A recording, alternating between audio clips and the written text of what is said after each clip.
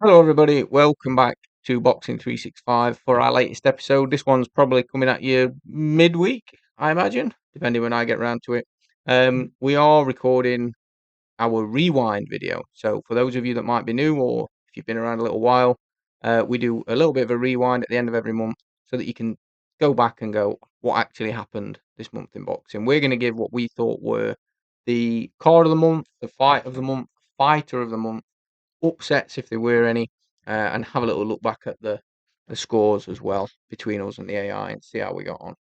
So that is what is in store for you this video. Please make sure, if you haven't already, to subscribe. Please make sure to like the video, comment as well if you want to disagree with us or agree with us. This has actually been quite a difficult one, I think, for choices. I don't know about you, Tom, but No I think comment. We'll talk about it. there was a lot of choices to get at. So let us know whether you disagree at all. Um, yeah, you lot. So we'll start off, and I'll get us started. I've only got one shoe on. That's okay. That's all right, mate. Don't worry. Card of the month is where we're going to start, as in what I think the best card of the month was. And I was a bit all over the place with quite a lot of these. This one particularly had me a bit stumped. But I didn't like it at the time. I think it didn't help. The day of this card had been barbecuing. It was hot. By the time the fight came round, it was late. I hadn't had a drop of alcohol, which didn't help me. So I was losing my patience a bit with it. But thinking back, looking back, the Usyk Verhoeven card, the whole card, as much of it as I saw, which was the vast majority, and then the actual spectacle itself, being at the pyramids, wow. Um, Again, I don't love the theatre, but I did, again, thinking back, the whole punching the ground and the crack and the lighting up the pyramids and stuff. It was pretty cool. It was pretty cool. Well, It was way cooler than any of the other ones they've done. it was. I think half the thing with them sort of events, and just for clarity, there's no dispute or debate here. You look at the whole card, the value, what you got on that night of boxing. Yeah, it was the best card. There was a couple of good cards. The Wardley Dubois card was a decent card. The Benavidez Zerdo one again, decent card of boxing. But I think that was the standout. Plus the event. Yeah. They've tried to do some special events previously. We saw it with Times Square. Didn't quite work, did it?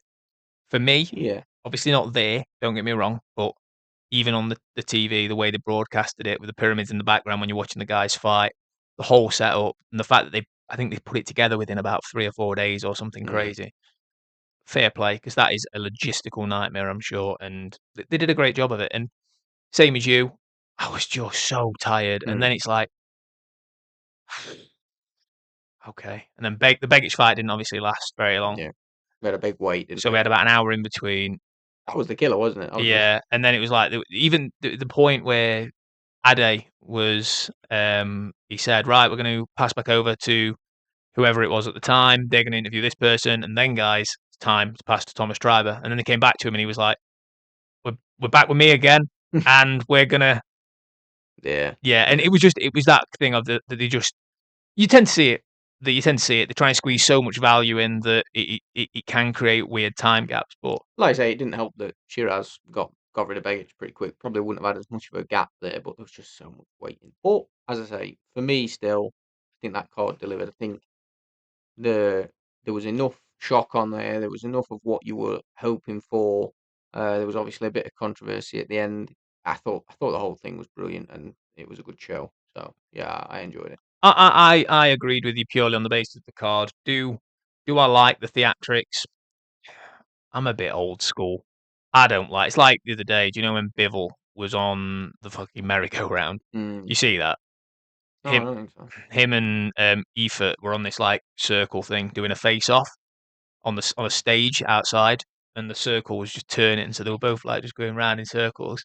And I was like, "The fuck is this?" Look, by all means, I'm old school, but like just put them in like York Hall, just do a face-off, Yeah, just like we don't need. Remember when KSI and someone did? They were in like a plastic box. yeah, I I don't know, but yeah, look, spectacle was amazing at the pyramids, phenomenal, fair play, and Turkey once again raises the bar. He did. Credit to him. Yeah, did a good job. As I say, let us know what you think, whether that was the best card or whether you would pick a different one. Mm. We were a little bit torn, but that's where we settled. Um, Next up is Fight of the Month. So I'll let you go first, Tom, on your Fight of the Month. There was a couple for different reasons, Yeah, and yeah. I tend to go with the one I enjoyed the watch of the technicalities. This time, I didn't. This time, I've been probably quite boring by picking the most exciting, Hmm.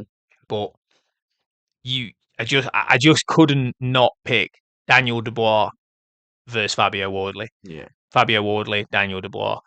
Just the knockdown in the first round. The comeback, Daniel Dubois in the second, he's like, right, he's got his feet under him, he's working it, bang, dropped again.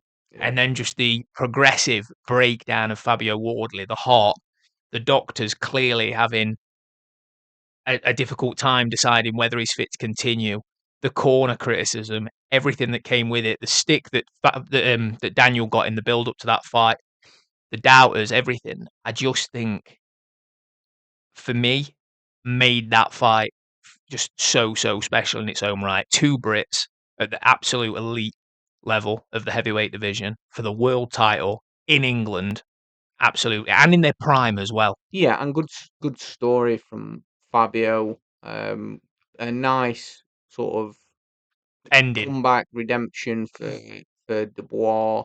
Yeah, there was a lot in it. Um, Everything you would want really. So yeah, I mean, it's a good choice.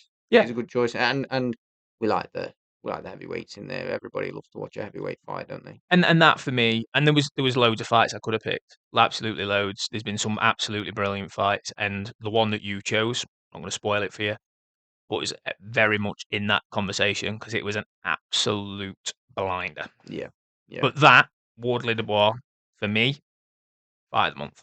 yeah. It was a good one. It was a good one. Um, Personally, I couldn't really. I think it's always hard to not pick fight between two of the best pound for pound fighters in the world. And if they come across, if they come around, we're pretty excited to see them. And so for me, I went for Inoue Nakatani. Um, it was it was everything you sort of wanted it to be, really. I know at the start it wasn't. It took a little bit of time to get going, but it was two intelligent, measured fighters. It was always going to be like that. And I just thought it was a great display. I think they're both in again the peak of their career. I think it was for all the marbles. I think it extends Inoue's legacy even further. Both in it was it the Tokyo Dome? It's called, isn't it? The Yeah, Tokyo yeah, yeah, Dome. yeah. You know, home country. They made a massive spectacle of it. Mm. Um, I think just the way it was built up and everything about it. To be honest, I thought it was brilliant. Um, I also like that they are respectful. Both of them are respectful. They're not, they're not trash talkers, nothing like that. Well, you wouldn't know Um, if they were, would you? well, no, but they, Don't speak fluent Japanese. no, but you know what their conduct is, don't you? How they act, Yeah. and yeah, I thought it was brilliant. I really enjoyed it. Thought the card was good, to be fair. Of what we saw of it that day, we were Mm, actually sort of commentating on it, weren't we? we were indeed. So yeah, it was my standout, I think, for the month. So that's what I went for. Um, Same as you, I think. To be honest with you, Wardley Dubois could easily have been up there for me. But Depends yeah, what you want, don't it? Like, the thing is, for me, I think you look at it. If you said to me I could watch one of the fights back again, I would pick Inoue Nakatani mm, because the way the fight started, the commentators, like, just it was such a difficult fight to score, I think, for a lot of people, and the technicalities that separated them two fighters were the absolute margins between elite and one of the greatest to ever do it. It was mm, phenomenal to see because the gap between the rest of that division and Nakatani is probably, I would accept that is a fair old gap. He is an mm, elite operator at that level. And then to see an elite operator of that level against someone who is just above and beyond Yeah, It is yeah. up at that. It was an absolute spectacle. But there was loads of fights this month that I enjoyed. Not to generalize your pick, but what I would say about your pick is I think it's a good casual pick, if you know what I mean. No, and that's Your choice of Wally Dubois yep. is would definitely I think be the most popular pick because to watch Mm, a lot happened, didn't it? yeah, A lot happened all the way through. yeah. So I think people would tend to agree there. But let us know. Do you agree with Tom? Do you agree with me? If you agree with Tom, what do you know? If you agree with me, fair play. Fair play. Um, You're clearly educated, not like me, but we will move lowbrow on. bastards. Exactly. We That's will move me. on to the fighter of the month, Oh my god. which is I'll start us off. All right then. Again, I was torn, but definitely very torn on this one. I started off with Daniel Dubois, and I thought he's been criticised before, and he's been criticised by us before. Just for clarity, by the way, on that, fairly criticised. Yeah, yeah, You make your bed, you lie in it. yeah. But what I mean by that is Just saying. we've criticised him before and picked up on the fact that maybe his heart's not always in the fights. Sometimes he looks like he's a bit chinny, um, and he got knocked down a couple of times. He was up against it really, and came on strong. He did what he needed to do, and he won. And I just think for that, I was so close to picking him, so close to picking him. Uh, but there was somebody else that we made a bit of a bigger error on, which was David Benavidez. Um, Yeah, that was the Boxing 365 error of the month, that one. yeah, it was. Don't want to talk about it if we can move past that. Just talk about how good he is and that we were, yeah. Yeah, he was. The thing was, I think we said we didn't know how he'd cope at cruiser, the size of Zerdo, all that sort of thing. We just thought, it might slow him down, which is his big thing, his speed, his volume, his energy. All that might not look quite so spectacular at cruiserweight. We could not have been more wrong, really. I think those were fair observations. It was entirely possible that those things happened, and he just was unbelievable. I think he's the Yeah. best he's ever looked. He looked spiteful. He looked fast. He looked heavy hitting. He He just, enters the pound for pound list now for me. yeah, Well, I mean, he was always in and around it. he was near that bottom, wasn't he? Yeah. 9, 10. Now, Yeah, he's really he's it, creeping up the list. But I yeah. think for me, the thing that really set him apart, as I say, his hand speed was ridiculous. The combinations he put together on Zerdo, the mess he made of Zerdo Ramirez's head, I couldn't believe it. And the fact that Zerdo goes down and it's just not happening for him. That was my choice. On as I say, honourable mention for Daniel, as I've now named him. His new name is Triple D, Daniel Dustbin Man Dubois. Thank you for that, Fabio Wardley. Honourable mention to him, but yeah, David Benavidez for me got to be the fighter of the month. Went out and did what most people expected him to do, but not what I expected him to do. I have two things I want to say before I say mine. Firstly, I think Daniel Dubois is absolutely not fighter of the month. Like, not even close. Absolutely not even close. That's all right. Because no. I Well, did just you pick him? no. Well, we knew that then, didn't Right. we? No, but my point being is that you've had this weird sympathy because Daniel Dubois. Listen, all I'm saying is there is no way on this earth you can compare the Daniel Dubois performance to the David Benavidez performance. I didn't. I said his heart and his He got knocked down. character compared to what So I expected. because I'm just being a dickhead at this point. You are, aren't you? Yeah. Yeah. The second Well, point. stop being a dickhead and get My on with. second point is that David Benavidez was a great shout. And to be honest, he was nearly my choice, very very nearly, but I didn't. I went with Siko Nakatale. Mm, Now, little bit of subconscious bias. No, it's not even subconscious. A little bit of absolutely 100% conscious bias to Siko, but there is substance and there is justification for my choice. So before everyone starts jumping on the bandwagon of Tom picks his favourites again, which isn't the title of this video, Siko has only ever fought outside of Africa as a continent twice. One of them times being this weekend in the UK. Before that, he was in Mexico when he fought Rene Calixto, which he lost. Came over, away fighter, against a well-liked, well-respected back foot boxer, which would have been very easy to see a controversial scorecard. Came over and absolutely dominated, entertained, and the amount of people I have seen that have come out and gone, "Where's this kid come from?"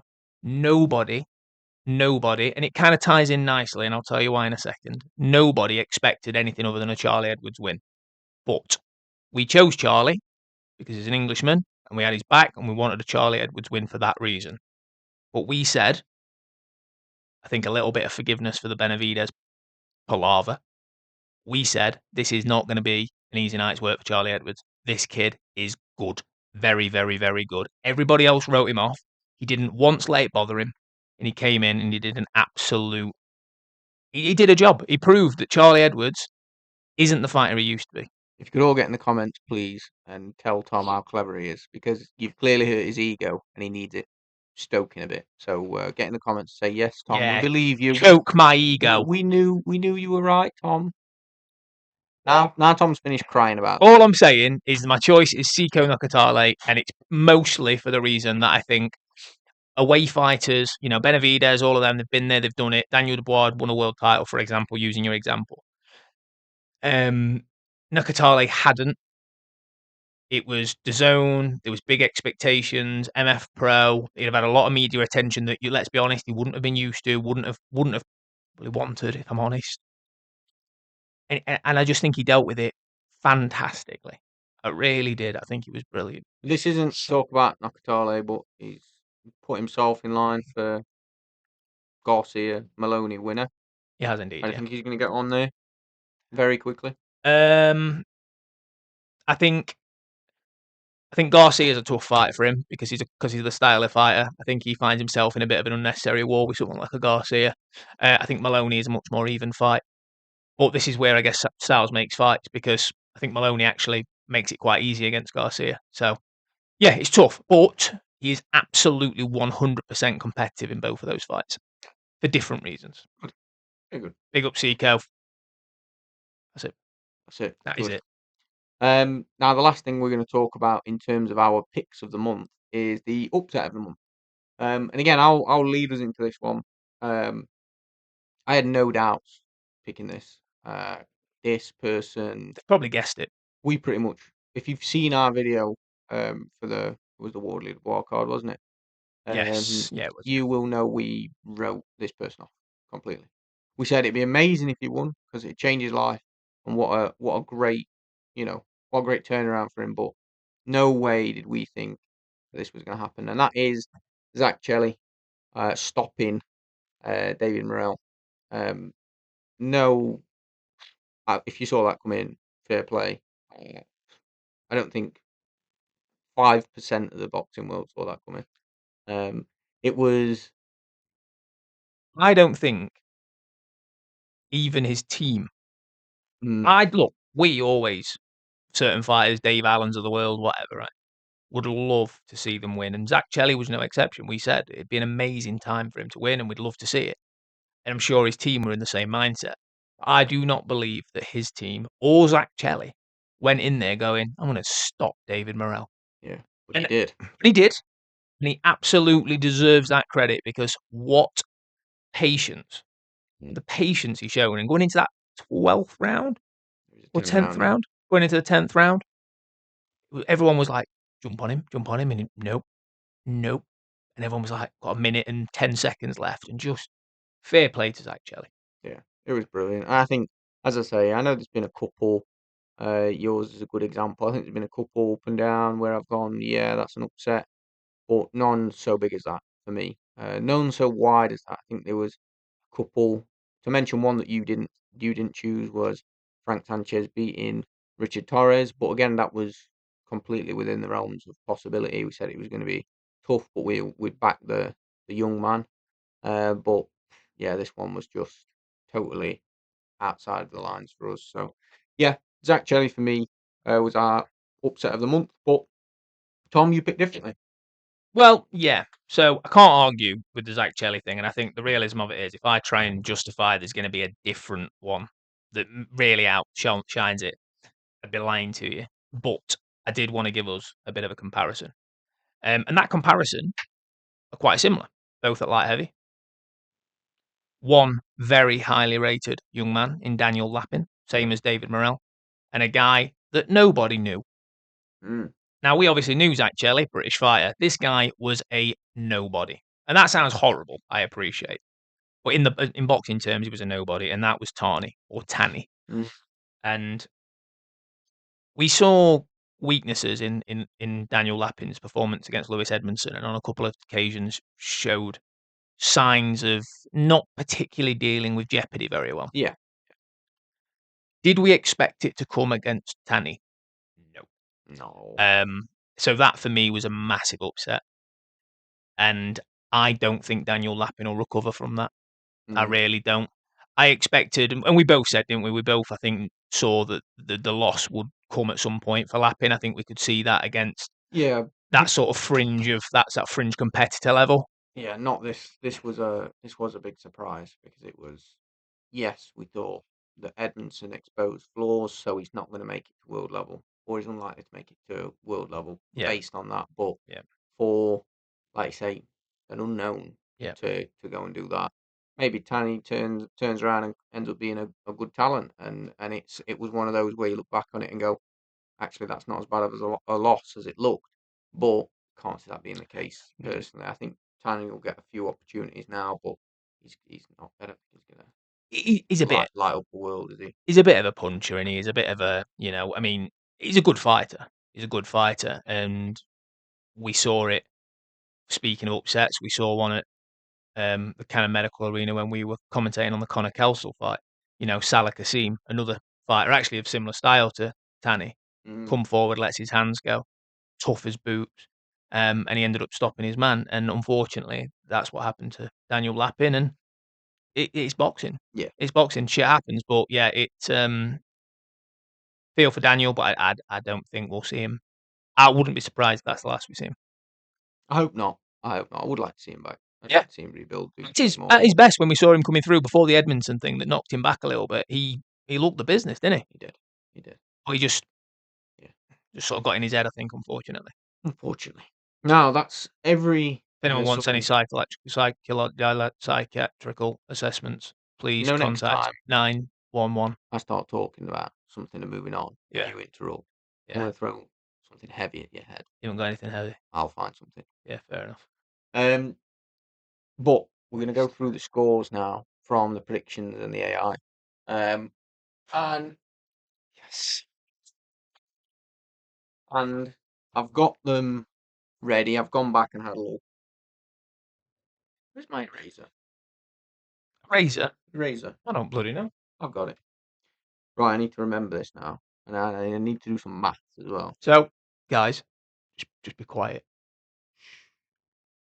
While we take a brief break for Dan to do basic mental arithmetic, we're going to go to a quick break. And this break is brought to you by Tom and his most recent poem.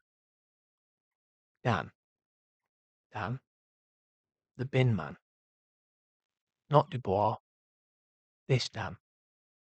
Can't do maths. Doesn't like laughs. And that's it. That's your. Beetle. Are you fucking done? We're waiting on you, son. These lovely people at home. I've had to sing them a poem. Don't sing poems, you mole. You can sing a poem. Right, folks. So we were at 96, 100. I hope, and we actually won this month, or you won, I guess. But even better if we'd have got Benavides, right? 19 for us, 17 for the AI. So we did actually win. Got 2 more points than the AI, but Come that does on. mean we are still 2 points behind. Which I'm okay with because we're going to catch up. And who doesn't love an underdog? We are an underdog and we are going to come back and smash that robot. Hopefully so. But that is the scores. Again, for anybody who didn't know, we do keep track of our predictions alongside the AI's predictions. So there you are. That's where we are up to. 117, 150. That's a bit like a scorecard. That's pretty cool. It is. Should we just leave it at that? No. No, because we've lost. Yeah, we've lost, so we can't leave it like that. I've got another judge's scorecard though in my bag, and it has us 120, 101. Real wide. Wow. Real wide, What yeah. were they watching? Yeah. But Paid him a tenner. that brings us to the end of our usual scheduled bits. There are a few things we need to quickly blast through, which is news and things that have happened or highlights from the month. So, Usyk obviously beating Rico. We've done a video on that. If you haven't watched it, go back and check it out. We talked about the controversy in that fight as well as some of the other results. And we talked about the sand and the pyramids and that. Yeah, we did a bit.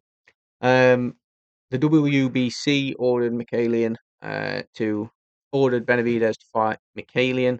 At cruiserweight, Lomachenko returns from retirement. So happy about that. Yeah, that's one of those things. I think it was Roy, who I don't think he said he has YouTube, but never mind. Roy? Who said that You have he to- would love for Lomachenko to come back out of retirement when we discussed it with him before. Oh, And yeah.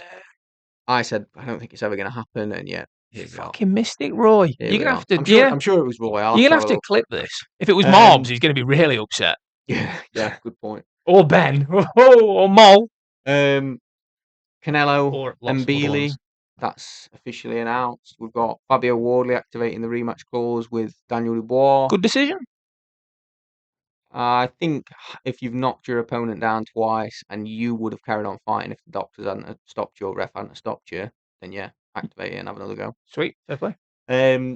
Errol Spence, Tim Zoo. That's signed, done. So looking forward to that. Return of Errol Spence. That should be exciting. Fingers crossed. Yeah, I think he's seen better days. And of course, we did mention it a little bit earlier, but a budding American heavyweight in Richard Torres faced his first loss, which is a shame. We should do a video. We need to do a video. We need to do an episode discussing the state of the American heavyweight scene. We will do that. Thank you. One day. Tomorrow. A bit of a look at some of the rumours that have come up. Katie Taylor expected to fight at Croke Park in early September. That would be amazing. The Queensbury Matchroom 7 vs 7 being discussed. We've seen that before. Callum Smith Boatsy 2 could be for the WBO belt if Bivol does vacate.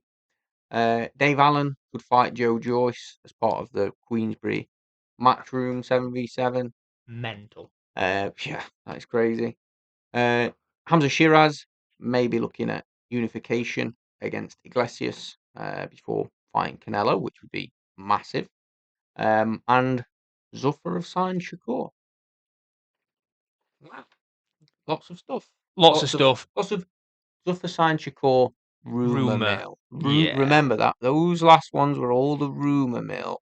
Not confirmed. We're not spreading misinformation. There was other rumours that were just far more far-fetched, where I went, I can't put that on there.